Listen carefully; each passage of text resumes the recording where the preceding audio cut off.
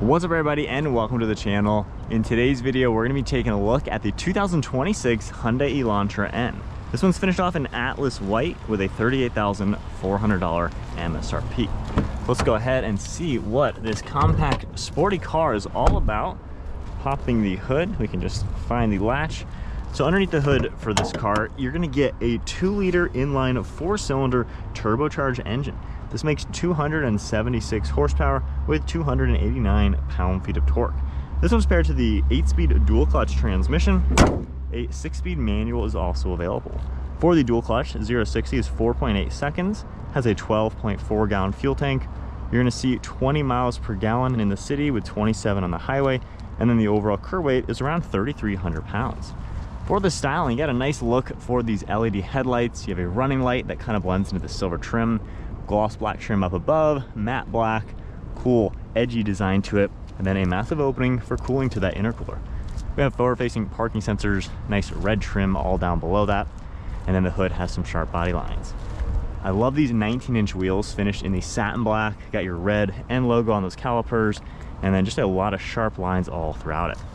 Got the N logo once again, more of the red and black, blacked out on the mirror caps, as well as all the window surrounds. You have a sunroof up above with your shark fin antenna, and then the overall side profile has a good look to it with that sharp style. In back, we have more of that edgy appearance with that pedestal spoiler, just a sharp design throughout the whole back end. More of the black sensors, dual exhaust, more of the red accents, and then all blacked out badging.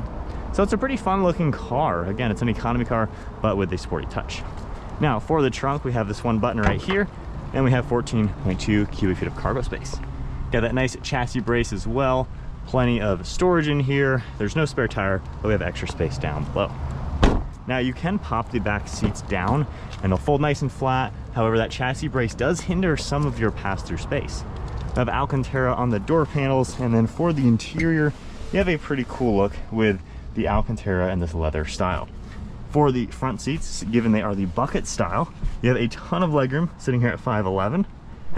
Plenty of legroom as well, and just overall it's not that bad for a small car.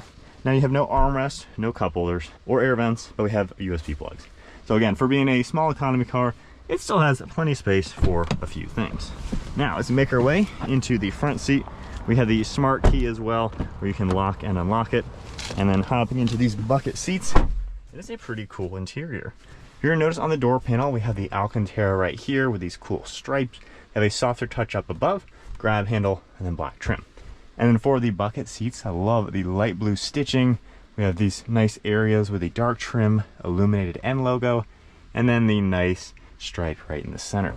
You have more alcantara throughout the center, and then large bolsters. With that, foot on the brake, let's fire it up. Got all your nice screens that'll turn on, and then for the steering wheel, we have the perforated leather, the smooth leather, a nice 3-spoke design, and then paddle shifters as well. We have 2 different N logo buttons, which you can customize how you'd like your drive modes to be. And then the NGS button will actually turn on the N-Grin shift, which basically puts it into a high RPM, full boost, ready for all the power. You're gonna have cruise control on the right, and we can also cycle through the center screen a little bit with some of these controls. So you can cycle through the normal style, a little bit more traditional. You have information, more information like that. A couple vitals as well. We have audio, phone, voice commands as well, and then windshield wipers on the right, headlights and turn signals on the left. Traction control and interior lighting, and then you're going to get ambient lighting throughout the air vent. I believe this is a magnet pad for accessories. And then we have this cool texture. More of the texture on the dash, ambient lighting, and then a pretty good sized glove box. Now for the center screen in the N mode, it really gives you a fun depiction. You have all sorts of cool information, your brake pedal, all sorts of info right here. You also have launch control, and then G meter and things like that. You can adjust a lot of good things within the vehicle, so it really is pretty custom, and that's how you then adjust custom 1 and custom 2. Now going back into home, all your basic information, map, navigation, all that will pop up as well. And then we have a good sized reverse camera. Got all your parking sensors, different angles, and then settings as well. And then if we put it back into park, we're gonna have a couple shortcuts all down below here. And then we have air conditioning, fan speed, dual zone temperature, heated seats as well, And then we have a wireless charging pad down below. A couple different icons here for parking, camera, and drive mode. And then drive mode just pops up and you can see the 3 you have. We got more of the blue, this piano black accent, some small cup holders, and then our manual parking brake as well. You're gonna see a little bit of storage right in the center. And then up on the ceiling, we have a basic rear view mirror. We have the glass control, and then we also have a nice manual sunshade, and then just finishing up with a black headliner all around. All right, let's set off now in the Elantra N.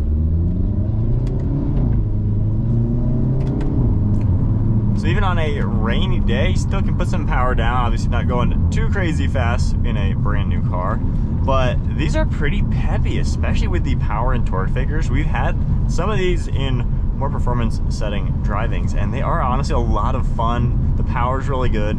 Right now I'm in the full sport mode, everything. So the steering is pretty heavy. Suspension, you can definitely feel some of the bumps. So it feels like a tight, compact little sporty car. Now if we go back to just normal everything, we can even go into the eco mode if we'd like.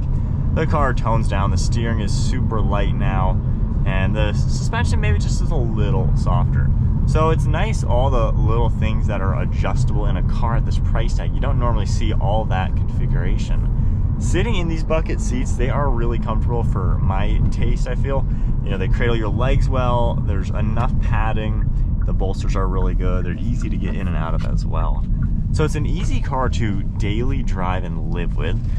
Turning circle is pretty tight, however, yeah, pretty tight I would say, no big deal there. Backup camera and parking sensors all work pretty good too. You got the cool displays, and wow, that steering is so much heavier now. You got a nice little pop on the gear change as well. So you just have that fun character that, you know, cars with this price tag don't necessarily have. Visibility is all pretty good. You know, you can see out of the mirrors well. The windshield is quite large, and then looking over your right and left shoulder, really no complaints at all. It's just a easy, normal, simple car to drive. And you also have pretty good space in here. You have a lot of maneuverabilities with the steering column, the seats themselves, and it feels like something you can easily just daily drive and use as your commuter car. Now the only thing I would note for the dual clutch transmission when you're first initially getting up and moving, it takes a little bit. You're gonna kind of have to like feather the throttle a little bit for the clutches to engage. So you have to drive this like an actual dual clutch transmission. It doesn't drive like your typical automatic. However, that does translate to quick shifting and that extra fun factor that any sporty car deserves. So this is just one little thing, especially doing a 3-point turn. You know, you just have to kind of let the transmission do its thing when you engage each gear. Going into reverse, I gotta give it a little bit of throttle and the clutches engage. Same with popping it back into drive. You just kind of gotta give it a little bit of throttle. But overall, for a daily driver, a commuter car that has a lot of fun factor to it, you know, this car really does pack a lot.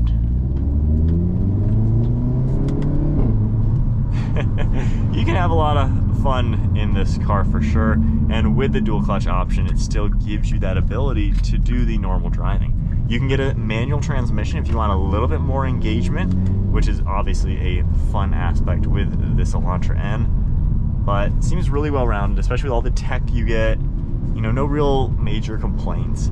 Road noise and things like that, again, it is based on an economy car, so you are going to hear the road noise a little bit, especially on a rainy day. I know I can definitely hear that as I'm driving around. On a smoother road, you know, it's definitely a little bit quieter. So it still has those characteristics to it, but fundamentally it seems like a pretty well-rounded car to drive, and it's definitely pretty fun.